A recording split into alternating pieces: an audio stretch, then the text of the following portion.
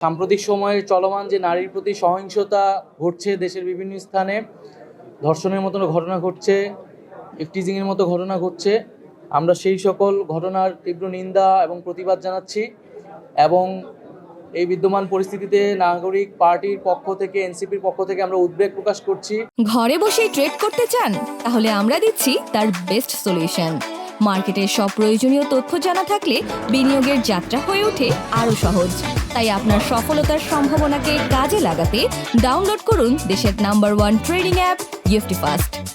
অন্তর্বর্তীকালীন সরকারের প্রতি আহ্বান জানাচ্ছি, জনপরিসরে যাতে নারীর নিরাপত্তা নিশ্চিত করা হয় সেজন্য সরকার যাতে কঠোর অবস্থান গ্রহণ করে, নারী নিপীড়নকারীদের যাতে দ্রুত সময়ের মধ্যে যথাযথ বিচারের আওতায় আনা হয়।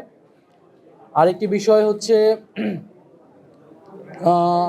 আপনারা দেখেছেন গতকাল রয়টার্সের যে ইন্টারভিউ, সেটা নিয়ে হয়তো অনেক প্রশ্ন আপনাদের আছে, সেটা হয়তো আমরা প্রশ্ন উত্তরের সময় জানব। সেখানে কিছু মিসকোট হয়েছে বা ভুল অনুবাদ হয়েছে।